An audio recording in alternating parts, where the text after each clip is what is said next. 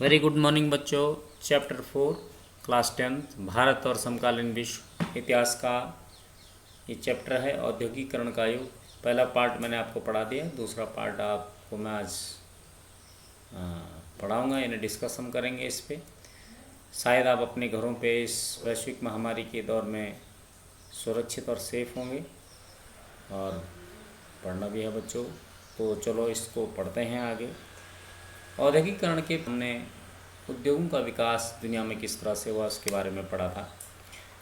आज हम पढ़ेंगे कि भारतवर्ष में उद्योगों का विकास किस प्रकार से हुआ। तो चलो बच्चों आगे बढ़ते हैं। फैक्ट्रियों का भारतवर्ष में आना 1854 में बम्बई में, जिसको आज मुंबई कहते हैं, पहली सूती कपड़ा मिल लगी थी और उसमें 2 साल बाद जो है उत्पादन होने लगा। फिर 1855 में पहली जूट मिल और 7 साल बाद दूसरी जूट मिल चालू हुई थी और 1874 ईस्वी में मद्रास में पहली कताई और बुनाई की मिल खुली थी। अब ये सारी तो खुली थी, लेकिन अब हमारे पास प्रश्न आता है कि कौन लगा रहा था ये उद्योग, इनके लिए रुपये पूंजी कहाँ से आ रही थी, धन कहाँ से आ रहा था, और मिल में काम करने वाले लोग कौन कौन से थे, मजदूर कौन कौन। भारतवर्ष में फैक्ट्रियों का आना बच्चों, भारतवर्ष में इन उद्योगों को भारतीय उद्योगपति ही लगा रहे थे, भारतीय लगा रहे थे। उनमें प्रमुख रूप से द्वारकानाथ टैगोर, इन लोगों ने उद्योगों में निवेश किया। 1830 और 40 के दशक में इन्होंने, द्वारकानाथ टैगोर जी ने जो है अपने रुपये खर्च करके 6 संयुक्त कंपनियां लगाई थी। उसके पश्चात प्रसिद्ध पारसी व्यापारी जमशेदजी नुसीरवान जी टाटा, बिरला जो एक मारवाड़ी थे, इन लोगों ने समूह के रूप में उद्योगों का साम्राज्य भारतवर्ष में पैदा किया, स्थापित किया। आपको बता दें बच्चों, आज आप भारतवर्ष में ही नहीं बल्कि विश्व के प्रसिद्ध बहुराष्ट्रीय कंपनियों में से टाटा और बिरला जैसे उद्योगपतियों के नाम सामने आते हैं। आज आप गाड़ियां देखते होंगे, टाटा बिरला सब पे लिखा रहता है, सामान है, तो इसका ये जो है इन्हीं लोगों के द्वारा स्थापित की गई कंपनियां आज भी भारतवर्ष में विद्यमान है। उन्होंने सबसे पहले कपड़ा उद्योगों के व्यापार को प्रारंभ किया था। अब इसके पास हमारे सामने ये प्रश्न आता है कि इन भारतीय जो उद्यमी थे, ये उद्योगपति जिन्होंने उद्यम लगाए, इनके पास पैसा कहाँ से आया। अब इन्होंने चीन से व्यापार किया, इंग्लैंड का व्यापार भारतवर्ष में होता है। अब आगे इसके बारे में हम पढ़ते हैं। प्रारंभिक उद्यमी और उद्यम। देखो बच्चों, चीन के साथ व्यापार में ये उद्यमी 18वीं सदी के आखिर से ही व्यापार करते थे। इन्होंने अंग्रेज भारतीय जो अफीम थे, अंग्रेजों के लिए जो भारत की जो अफीम थी, भारत की अफीम चीन में बेची। और चीन की जो है, चीन में चाय बहुत प्रसिद्ध थी, इसके बदले चीन की चाय को इंग्लैंड ले जाते थे। इंग्लैंड में ठंडा होता है तो वहाँ चाय बहुत पीते थे। ये कहा जाता है उस दौर में कि चीनियों को अफीमची बना दिया गया था, इतनी अफीम चीन में दे दी गई थी इंग्लैंड के लोगों के द्वारा। पारसी व्यापारियों ने फिर सूत है और उसके साथ जो है सूत से बनी हुई वस्तुएं हैं, लाने और ले जाने में जो है जहाज़ों में लदवाते थे, ये इसका व्यापार करते थे। समुद्र तटीय क्षेत्रों में खूब धन कमाए उन्होंने। ये देखो, ये उस समय के जो है उद्यम फैक्ट्रियाँ इस तरह से लगती थी विदेश में। तो इन फैक्ट्रियों को लगाने में, और भारतवर्ष में भी इस प्रकार की फैक्ट्रियाँ हमने पहले जो आपको कहा 1854, 1874, 55, 1855, इसमें इस प्रकार की फैक्ट्रियों का प्रादुर्भाव यानी प्रारंभ भी उस समय कुछ भारतीय उद्योगपतियों के द्वारा, टाटा बिरला और अन्य लोगों के द्वारा की गई थी। इसके बाद हम पहला हम यही कर रहे थे कि उद्योग किसने लगाया, ये धन कहाँ से आया और मजदूर कहाँ से आए। अब देखो बच्चों, फैक्ट्रियों के विस्तार से मजदूरों की फिर मांग बढ़ने लगी, क्योंकि उस समय मशीनें भी बहुत ज़्यादा तकनीक से भरी हुई नहीं थी। जैसे आज सारे काम मशीनों से हो जाता है। आप देखोगे कि सड़क में बुलडोजर है और कोई भी काम है सारे हाई टेक्नोलॉजी के द्वारा हो रहे हैं, लेकिन उस समय मजदूरों की बहुत ज़्यादा ज़रूरत थी। 1901 में भारतीय फैक्ट्री में 5,84,000 मजदूर थे, और आपको ये बता दें कि 1946 तक आते आते ये संख्या आप लगा सकते हैं 24,36,000 तक पड़ चुकी थी। आखिर इतने संख्या में मज़दूर कहाँ से आए हैं? क्योंकि लोग उस समय जो है गाँव में रहते थे, लोग अपना गाँव में रह कर के खेती का कृषि का कार्य करते थे। देखो बच्चों, 1911 में मुंबई में 50% जो मज़दूर थे काम करने वाले, क्योंकि फैक्ट्रियाँ मुंबई, कोलकाता और अहमदाबाद, कानपुर में तो बाद में आई, समुद्र तटीय क्षेत्रों में ज़्यादा लगी, क्योंकि ब्रिटिश कंपनियां उन्हीं क्षेत्रों में पहले ज़्यादा आई थी और वहाँ से वो सामान लाना ले जाना, ट्रांसपोर्टेशन सरल था, बंदरगाह थी वहाँ पे। तो बच्चों 1911 में मुंबई में मैंने कहा आपको 50% मजदूर जो सूती कपड़ा उद्योगों में थे, वहीं पास के महाराष्ट्र के नज़दीक रत्नागिरी जिला है, वहीं के मजदूर ज़्यादा थे। उसके बाद जो है कानपुर में जो मिली थी, इसने कानपुर ज़िले के गांव में जो है ज़िले से ही आते थे, कानपुर शहर में जो फैक्ट्रियां लगी थी। इसके अलावा धीरे धीरे लोगों को जब काम के बारे में पता चला, भाई वो नए उद्योग धंधे लग गए हैं, तो इन उद्योग धंधों में काम करने के लिए भारत के अन्य भागों से भी लोग जाने शुरू हो गए और उन क्षेत्रों में जहाँ उद्योग धंधे थे वहाँ भीड़ बढ़ गई। उसके बाद आता है बच्चों, अब इन उद्योगों में लोग जो आते थे कैसे आते थे, उसमें एक व्यक्ति था, उसकी महत्वपूर्ण भूमिका, उसको कहते थे जॉबर। अब जॉबर क्या होता है? जॉबर उन उद्योग धंधों में या कंपनी के पास कोई पुराना और विश्वस्त कर्मचारी होता था। यह क्या करता था? ये गांव के लोगों को लाता था और उनको काम का भरोसा देता था और उनके रहने में मदद करता था, तो ये जॉबर कहलाता था। तो जॉबर इस प्रकार, देखो जॉबर का ये उस समय उसका जो है दृश्य चित्र, देखने लायक चित्र एक बना रखा है। तो जॉबर की ये विशेषताएं, जॉबर ताकतवर और मजबूत व्यक्ति बन गया। बाद में धीरे धीरे इसकी स्थिति ऐसी होगी, बाद में जॉबर मदद के बदले लोगों से पैसे और तोहफे की मांग करने लगा। किन लोगों से? मजदूरों से, जिनको नौकरी देता था, कमीशन जिसको आज बोलते हैं, और मजदूरों की ज़िंदगी को नियंत्रित करने लगे, यानी उनका बॉस बन गया। जैसे आज आप देखते हो मेट है जी, आपके यहाँ कितने ही नेपाल से लोग आ जाते हैं, तो उनके ऊपर एक व्यक्ति होता है, आज ये है भाई मेट से बात करो। तो उसी तरह से उस समय जॉबर एक शक्तिशाली व्यक्ति और वो कंपनी का और विश्वास पात्र कर्मचारी होता था। अब आता है बच्चों औद्योगिक विकास का अनूठापन। अब ये उद्योगों का जो विकास हुआ है, ये विकास उद्योग लगे, कहाँ से मजदूर आए, कहाँ वस्तुएं आई बनी और कैसे वस्तुओं का प्रचार प्रसार, क्योंकि जब उद्योग लगता है, उद्योग लगने के बाद किसी वस्तु का उत्पादन होता है, उत्पादन में लागत लगती है और लागत जब लग जाती है तो उसके बाद उसकी बिक्री भी होनी चाहिए, और बिक्री नहीं होगी तो उद्योग ठप हो जाएगा। तो इससे हम लोग जो अनूठापन का मतलब ये विकास कैसे हुआ उद्योगों का, तो इसमें हम लोग उद्योगों के बढ़ने, उद्योग के विकास की बातें क्या क्या हैं, ऐसी दिलचस्प बातों को पढ़ेंगे। अब आगे देखो बच्चों, निर्यातित वस्तुओं का उत्पादन। भारत में जितने भी उत्पाद होते थे उनको यूरोपियन मैनेजिंग एजेंसी नियंत्रित करती थी। यूरोपियन मैनेजिंग एजेंसी का मतलब यूरोप में जो, ब्रिटेन में जो है, इंग्लैंड में या यूरोप के अन्य देशों में जो लोग हैं, जो उद्योगपति हैं, वहाँ से उनका नियंत्रण होता था और भारतवर्ष में वस्तुओं का उत्पादन होता था या वस्तुओं का निर्यात उन क्षेत्रों में होता था और वहाँ से वस्तुएं भारतवर्ष में आती थी और बिकती थी। भारतवर्ष में ब्रिटेन में निर्यात की जाने वाली वस्तुओं में जैसे चाय और कॉफ़ी 72 किस्म का उत्पादन किया जाता था। देखो बच्चों, भारतवर्ष से जो वस्तुएं चाय है, कॉफ़ी है, नील है, इनका उत्पादन करवाया जाता था भारतवर्ष में, और इसको प्रोत्साहन इसलिए दिया जाता था क्योंकि चाय और कॉफ़ी की ज़रूरत ब्रिटेन को थी, नील और सूत की ज़रूरत भी ब्रिटेन को थी, और वहाँ जा कर के उसका उत्पादन होता था और वो फिर जा कर के भारतवर्ष में आता था, और उसका फ़ायदा किसको होता था?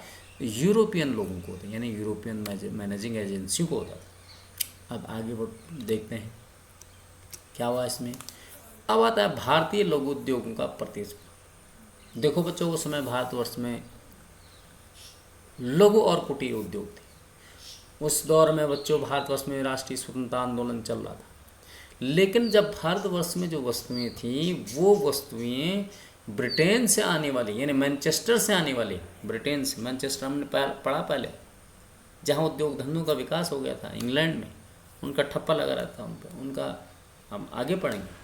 जो मैनचेस्टर से बनी हुई वस्तुएं आती थी बिल्कुल फर्निश्ड होती थी, अच्छी होती थी, और भारतवर्ष में वस्तुएं जो हैं उनसे प्रतिस्पर्धा ही नहीं कर पाते थे, क्योंकि भारतवर्ष में लघु और कुटीर उद्योग थे, और वो लघु और कुटीर उद्योगों में लोग बैठ करके अपने घरों के नीचे, अपने छतों के नीचे कुछ ही लोग काम करते थे। जबकि ब्रिटेन में वही जो वस्तुएं बनती थी भारत के कच्चे माल को लेकर के, या अन्य देशों, अमेरिका, इन देशों से कच्चा माल लेकर के वस्तुएं तैयार होती थी उद्योग धंधों में, और वो जो है संख्या में भी ज़्यादा होती थी। यहाँ एक आदमी 1 घंटे में 100 उत्पादन करता था, वहाँ मशीन 1 घंटे में 1000 उत्पादित कर देती। तो 19वीं सदी के अंत में बच्चों भारतवर्ष में जो भारतीय व्यवसाय थे वही सामान तैयार करते थे जो ब्रिटेन से भारतवर्ष में नहीं मंगाया जाता था। यानी जो वस्तु भारतवर्ष में ब्रिटेन से आयात की जाती थी, आयात मानी मंगाई जाती थी, वो भारतवर्ष में उत्पादन नहीं किए जाते थे, क्योंकि भारतवर्ष की वो वस्तुएं जो बनाई जाती थी वो महंगी होती थी और इतनी फिनिशिंग नहीं होती थी उनमें। जैसे मोटे सूती धागा, इसका प्रयोग भारतीय मिलों हथकरघा बुनकर इस्तेमाल करते थे, मोटा, और या तो चीन को निर्यात किया जाता था, यानी ऐसी वस्तुओं को जो चीन को निर्यात की जानी है। और जो मोटा धागा था, जो सूत का जो मोटा धागा था, उसका उपयोग मशीनों में नहीं होता था, इसलिए भारतवर्ष के लोगों जो है उसका इस्तेमाल अपने हथकरघों में, हाथ से चलने वाले करघों में करते थे।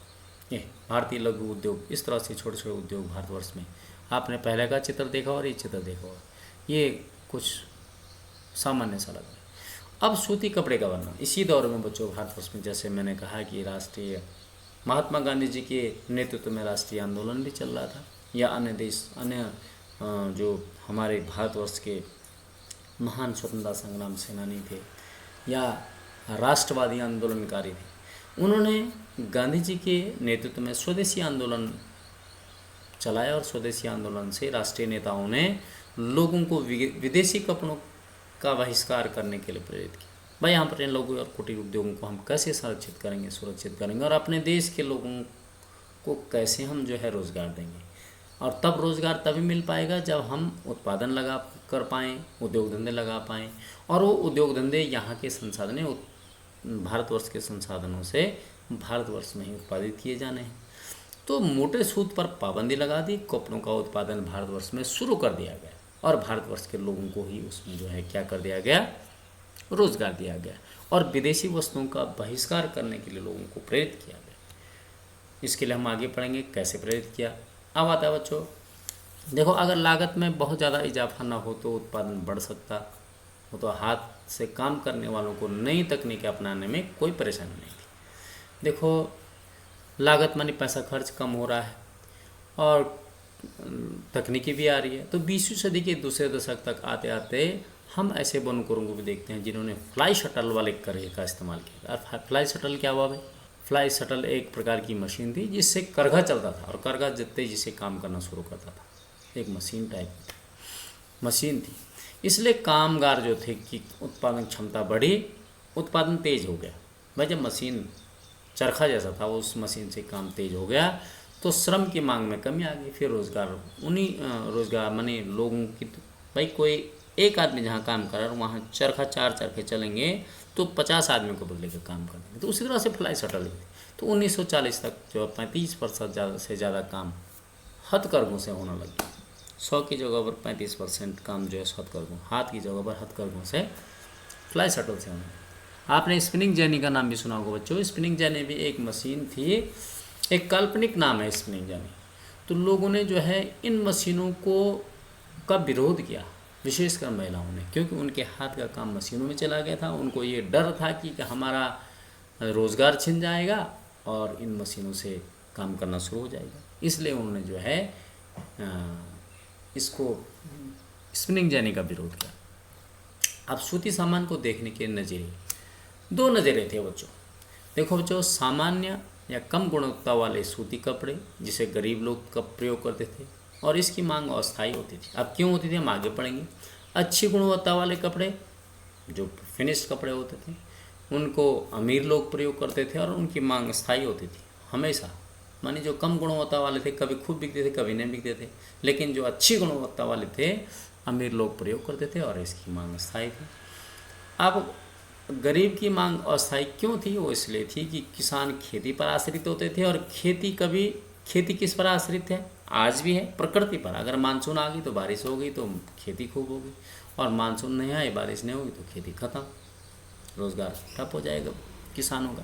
तो इस प्रकार बच्चों, किसान जो अधिकतर थे उस समय थे, और वो लोग खेती पर आधारित थे, खेती प्रकृति पर थे, और इसका मतलब जो हमारी इनकम, आय का साधन अस्थायी नहीं है। तो इसलिए जो है जो कम गुणवत्ता वाला सूद था वो उसकी मांग अवस्थायी। और अमीर लोग जो थे, जैसे उद्योगपति हैं या बड़े बड़े व्यापारी हैं या नौकरी पेशा के लोग हैं, तो अमीर लोगों की आय जो है स्थिर थी, इसलिए कि इनकी मांग भी स्थिर रहती थी। माने इन्होंने कब सामान खरीदना ही खरीदना। अगर किसी की जो है 1 महीने की तनख्वाह मान लो कि निश्चित है, तो उसका एक बजट बना हुआ है, वो जो सामान उसने लेना है तो लेना है। या बड़े बड़े इंजीनियर्स हैं या डॉक्टर्स हैं या बड़े बड़े पदों पे हैं, मंत्री हैं या ऑफिसर्स हैं, तो ये लोग क्या करेंगे, इनकी मांग तो निश्चित, इनकी तनख्वाह तो फिक्स है, तो इसलिए इनकी मांग स्थिर रहती थी। तो उस समय भी यही एक वाक़या था बच्चों। बुनकरों में कुछ मोटा कपड़ा बुनते थे, बनाते थे, और कुछ महीन किस्म का, महीन का मतलब स्थायी, जो बड़े बड़े लोगों के लिए थे, और मोटा उनके लिए था जो किसान कामगार थे, गरीब लोगों के लिए थे। और उनकी मांग में वो उतार चढ़ाव था। मांग मैंने बता दिया, उनकी मांग जो है, फसल ठीक होती थी तो सामान खरीदते थे, फसल ठीक नहीं होती थी सामान नहीं खरीदते, और बेहतर किस्म के कपड़ों की मांग खाते पीते घर के लोग ही करते थे, उसमें उतार चढ़ाव नहीं आता था। अब देखो बच्चों, ये वस्तुओं के लिए बाजार कहाँ से आया, कैसे बाजार तैयार किया वस्तुओं का? आज आप देख रहे होंगे कि प्रचार प्रसार किया जाता है, तो उस समय भी उत्पादित वस्तुओं के लिए बाजार का प्रचार प्रसार कैसे किया गया? देखो बच्चों, हम देख चुके हैं कि ब्रिटिश जो लोग थे उन्होंने भारतीय बाजार पर नियंत्रण कैसे किया, कैसे कब्जा किया। उन्होंने गुमास्ताओं का गुमास्ता रखे। गुमास्ता का मतलब भारतीय बुनकरों पर नज़र रखने के लिए, या भारतीय लोगों जो बुनकर थे उनको पहले पेशगी के रूप में पहले पैसे दे दिए जाते थे। उनसे जो है प्रतिस्पर्धा करने का प्रयास किया, मशीनों और हाथों की प्रतिस्पर्धा हुई। फिर जो हमने देखा कि मैनचेस्टर से ब्रिटिश का बना कपड़ा भारतवर्ष में कैसे बिकना शुरू हुआ। आखिर ब्रिटिश निर्माताओं ने भारतीय बाज़ारों पर अपना प्रचार प्रसार तो किया होगा, लेकिन कैसे किया? किसी वस्तु को बेचते हैं तो उसका प्रचार प्रसार किया, आज भी होता है। तो उसके लिए ब्रिटिश लोगों ने सबसे पहले 3 चीज़ों का प्रयोग किया, एक विज्ञापन, लेबल और कैलेंडर। आज भी होते हैं। देखो आज का वाक़या देखो, आप बाज़ार में जब जाएंगे, आप रुद्रप्रयाग चले जाओ और बड़े बड़े शहरों में चले जाओ, हर जगह बोर्ड टंगे रहते हैं। लाला के बाहर ACC सीमेंट, उसके बाद जो है कोका कोला, साबुनों के, पता नहीं कितने विज्ञापन होते हैं। क्रिकेट के खिलाड़ी, अनेक क्या कहते हैं, हीरोइन, ये सारे के सारे जो प्रचार प्रसार करते हैं। टीवी में आप पिक्चर या कोई समाचार सुनो, पिक्चर्स देखो, तो विज्ञापन आते हैं। तो ये इसलिए आते हैं ताकि अपनी वस्तुओं का प्रचार प्रसार कर पाएँ। तो ब्रिटिश निर्माताओं ने सबसे पहले इन्हीं विज्ञापनों, लेबल और कैलेंडर के द्वारा भारतवर्ष में अपनी वस्तुओं के बेचने का प्रयास किया और प्रचार प्रसार किया। अब कैसे क्या आगे बढ़ते हैं, देखो बच्चों, वो क्या करते थे, जो सामान होता था वो सामान में विज्ञापन लगाते थे। और विज्ञापन में, क्योंकि भारतवर्ष के लोग ज़्यादा धर्म को मानने वाले हैं, आज भी हैं, देवी देवताओं की तस्वीर के साथ साथ महत्वपूर्ण व्यक्तियों, उस समय राजा के प्रति भी भारतवर्ष में, क्योंकि राजाओं का शासन था, यहाँ लगभग 600 राजा थे, और राजा को भगवान का रूप अभी भी मानते हैं कुछ लोग। पता नहीं क्यों इस लोकतांत्रिक शासन व्यवस्था में जी रहे हैं, तो राजा ऐसे ही महाराजा जी। तो उस समय देवी देवताओं की तस्वीर, महत्वपूर्ण सम्राटों, नवाबों की तस्वीर का खूब इस्तेमाल होता था। और इस संदेश में ये होता था कि अगर आप इस सामान का उपयोग करेंगे तो आप जो है शाही व्यक्ति जैसे रहेंगे। शाही व्यक्ति का सम्मान करते हो तो उस उत्पादन का भी सम्मान, माने इस उत्पादन को खरीदिए। आप देखेंगे जैसे लिप्टन टाइगर पीजिए, टाइगर जैसे रहो, ताइज की चाय के लिए बोलते। तो उसी प्रकार से जो है उस समय अंग्रेजों ने और तब धीरे धीरे भारतीय निर्माताओं ने विज्ञापन बनाए, और भारतीय निर्माताओं ने विज्ञापन में राष्ट्रवादी संदेश उसमें साफ दिखाई देते हैं। उसका मतलब ये होता है कि आप राष्ट्र की परवाह करते हैं तो भारत की वस्तुओं को लो, इन विदेशी वस्तुओं का बहिष्कार करो, और स्वदेशी वस्तु माने अपने देश से प्रेम करते हैं तो यहाँ की वस्तुएं ले, तो कौन नहीं लेगा ऐसे में। तो इस प्रकार से लोगों को मोटिवेट माने आकर्षित क्या है? वर्तमान विज्ञापन देखो, विज्ञापन मैंने यहाँ पे लिखा भी है, ये देखो यहाँ से इतने बड़े बड़े बिल्डिंग्स बना रखे हैं, ये विज्ञापनों, कपड़ा धुआ, हर जगह लेबल होंगे बाहर से लगे।